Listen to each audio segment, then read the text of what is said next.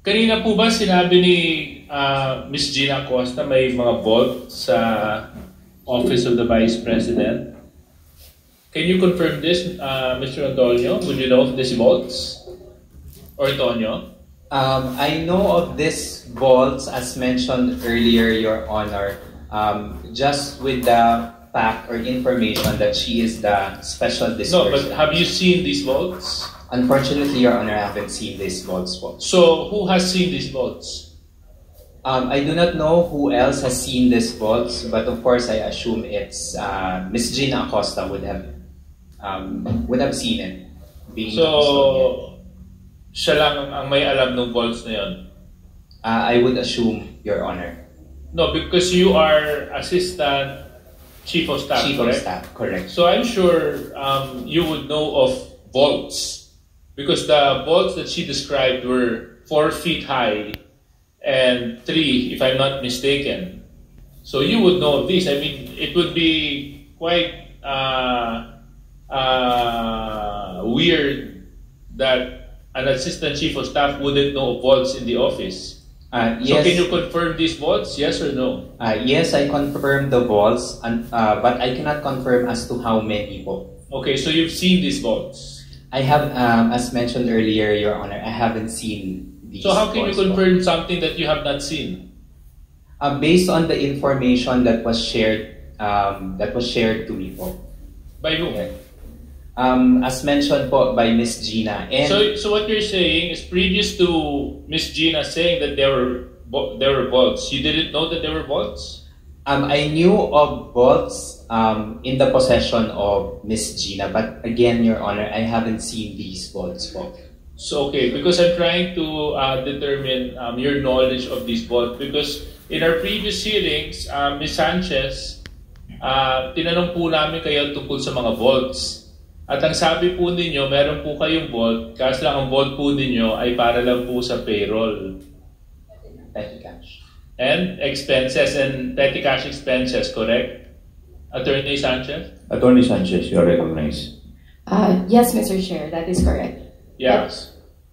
So I'm actually reading our transcripts here, no? So I'm aware of the vault as mentioned by the Director of Finance and Admin is used for, I think, payroll and other items. And petty cash. Yeah, and expenses, then when we continued on with the interpellation, Attorney Sanchez, you did not speak of any other vaults in the Office of the Vice President. That is correct, Mr. Chair, because and we even asked you when it came to the confidential funds, where were the funds kept? You said in an office. Mr. Chair, I said that I have no personal knowledge. Yeah. Okay, but in any case, so I'm just trying to put things together. So how many vaults are there in the Office of the Vice President? Mr. Chair, I'm only aware of one vault, which is used by the cash division. And then Mr. Ortonio would attest that there are 3 other vaults other than the vault that Attorney Sanchez is speaking about. Other vaults, Your Honor, for as mentioned by Ms. Gina Acosta. Hindi. Mr. Ortonio, walk me through here. You get the money from the banks. That's correct, Your Honor. And then the money is brought to where? Brought to the office. Brought to the office. And while in the office, where is the money placed? Sorry, Your Honor? While in the office, where is the money placed? To be honest, Your Honor, I'm not familiar where Ms. Gina places it in the office. But yes, there is a room where Ms. Gina places the money. Yes, I understand. But you have to understand, Mr. Ortonio, Ms. Gina Acosta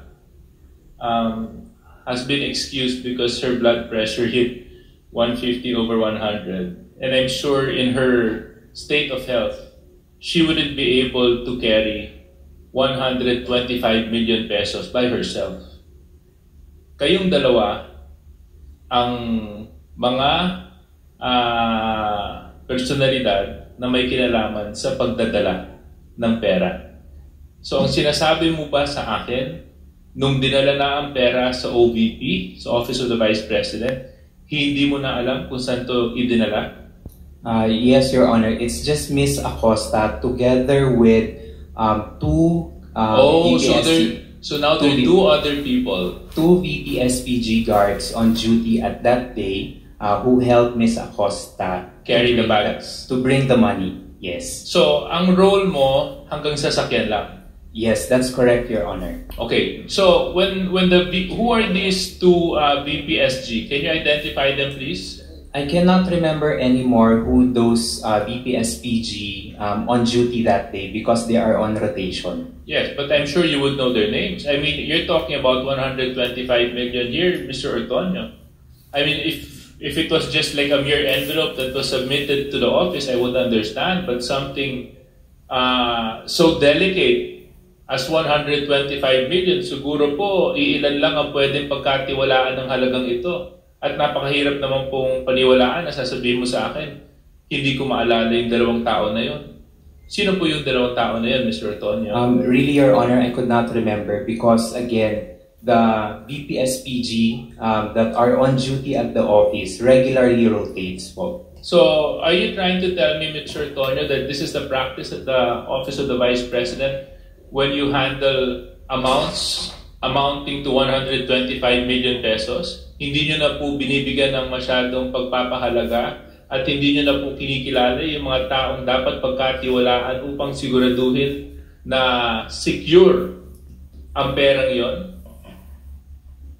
Kasi kung hindi nyo po kilala, di parang nakakagulat po dahil malaking halaga po ito. At the very least, you should have certain protocols. I mean, from the delivery of the money to the office up to where it's being brought. I'm quite shocked, Mr. Ortonio, that you don't even know where the money is brought. Do you know where the money is brought?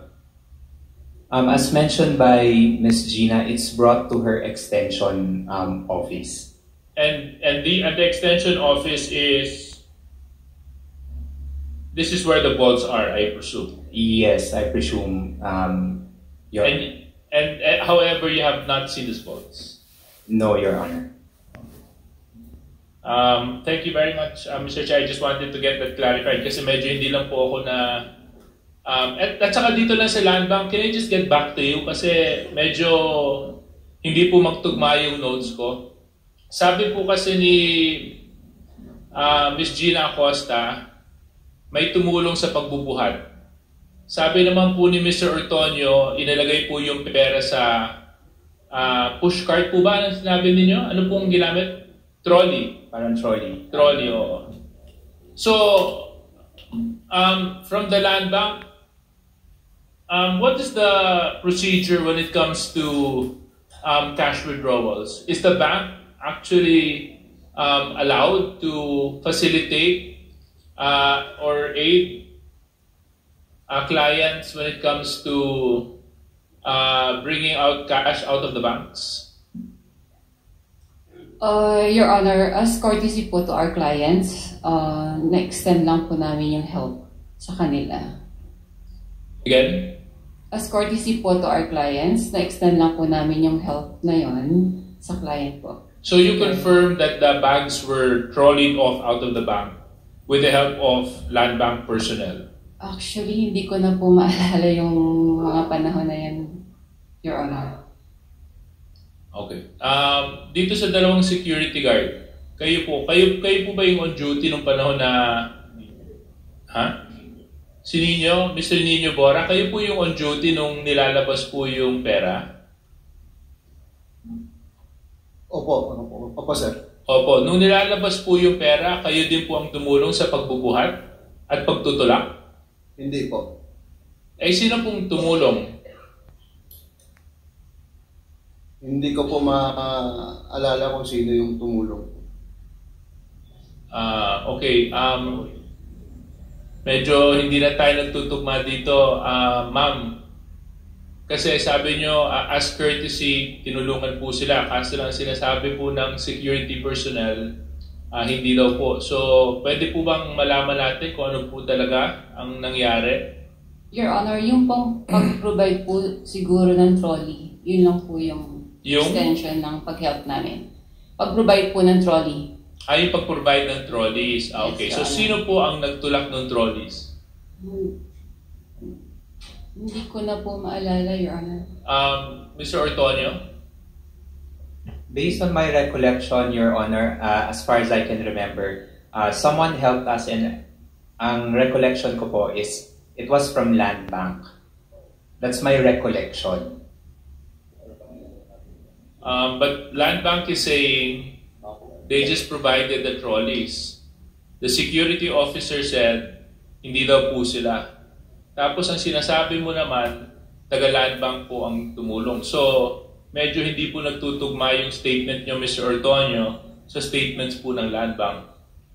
So, ano po ba talaga ang katotohanan? Your Honor, that's what I can recall po as of this moment. No, I'm not asking you of what you can remember as of this moment. What I'm asking you, Mr. Ortonio, is the truth and the fact. So, what is it? Again, Your Honor, I'm relying on my memory right now, and that's what I can remember that happened that day. In the 4 times that you withdrew money, siguro naman maaalala ninyo, 4 na beses, 125 million, 500 million pesos ang pinag-uusapan natin. Siguro naman malalagyan nyo ng konting pagpapahalaga, maalala nyo man lang kung sino ba ang tumulong sa inyo. Kasi dalawa lang po kayo. Sabi niyo, ikaw at saka si Miss Gina Acosta. So, ang tanong po, sino po ang kasama pa po ninyo dito po sa paglalabas ng pera mula sa bangko? Again, Your Honor, as far as I can remember, Land Bank assisted us in terms of having to place the bags inside the vehicle. That's what I can remember. As you know, that's against bank policy. Am I correct, Land Bank? Yes, Your Honor. I'm correct? That is against bank policy? Yes, Your Honor. Mr. Chair, it seems like meron po tayong problema dito. One of our resource person is insisting that Land Bank personnel help them take the money out of the bank and into the car. However, Land Bank is saying at most pinahiram po sila ng trolley. Kasi pagdating sa pagtutulak at pagpapasok sa pera, hindi po nila gagawin yon kasi labag po yun sa polisiya ng mga bangko. So, Mr. Ortonio, last chance. Let's not forget that you're already cited in contempt. Can you please inform us of these details? Who else were you with when you withdrew the money from Land Bank? Again, Your Honor, respectfully, it was only me and Miss Gina who withdrew the money from the bank.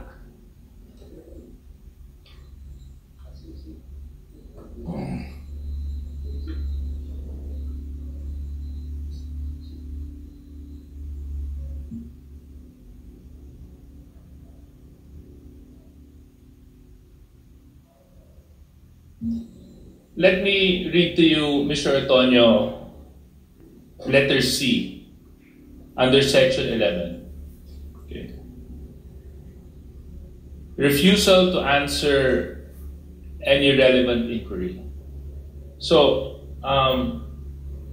Mr. Ortonio, wala naman po mawawala kung magsasabi po kayo ng katotohanan. Yun lang po, simple lang po yung tanong namin. Sino po yung kasama ninyo nung inilabas niyo po yung pera? Hindi niyo po pwedeng sabihin na Land Bank kasi mismong Land Bank na, dalawa sa kanila nagsabi, labag sa kanilang polisiye yon at yung mismong security guard at that time sinabi din na hindi daw po sila. At hindi naman po pwede na hindi niyo po maalala kung sino pong kasama ninyo kasi 125 million pesos po ang pinag-uusapan natin. Other than Miss Gina Acosta, who else were you with when you brought the money out? It was me and Miss Gina Acosta who were present, but of course, we also had guards on duty. But ang nag-withdraw lang po ng money, it's Miss Gina and me. So sino pa nga po yung ibang kasama? Yung po tinatanong po, sino pa po yung ibang kasama ninyo? In terms of kasama po, we also had BPSPG on duty that day and the driver. Oh, there you go. It wasn't so hard, di ba? So can you name these individuals? I'll have to recall, Your Honor, kung sino po yung mga guards on duty that day. Because as mentioned earlier po, the guards on duty at the Office of the Vice President regularly rotates po. So what you're telling me is, on those 4 occasions na naglabas kayo ng pera, ni isa sa mga tao na kasama ninyo, maliban kay Gina Acosta, hindi mo maalala kung sino? I'll have to... Just one person.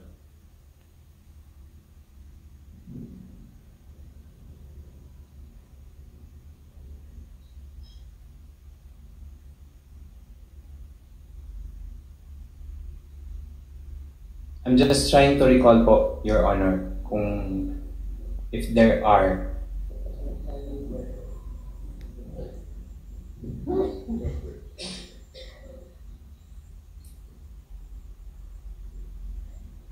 Mr. Chairman, ang pinag-uusapan po natin dito, kalahating bilyong piso.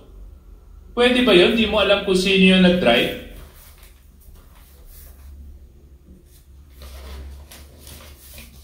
Maski isang beses lang, sabi nyo 2 sasakyan kayo, hindi nyo alam kung sino nagmaneho, hindi nyo alam kung sino ang pangalan ng security. Pwede ba yun? Napaka-imposible po nun. That is very... I'm sorry, Mr. Tony, that is very hard to accept. I am of the position that you are purposely hiding the identities of these people for reasons I do not know. Number 1, Land Bank already said it wasn't them that helped you push the trolleys. Maski sinabi mo na Land Bank, strike 1 ka na doon. Pangalawa, tinatanong kita kung sinong kasama mo. Ni isa, hindi mo maalala maliban kay Miss Gina Acosta. Para naman napakahirap naman paniwalaan yun, Mr. Antonio. Bigla naman kayo nagkaroon ng case of amnesia.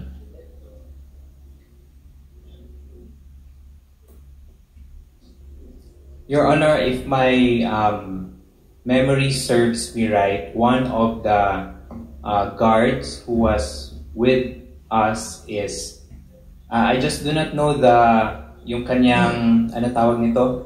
Yung kanyang position, yung kanyang title, yung rank niya. But it's Mr. Guerrero po, one of the drivers.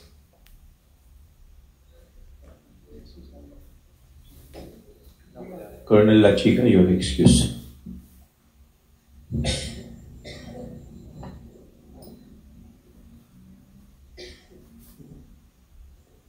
Mr. Chairman, 1 minute suspension.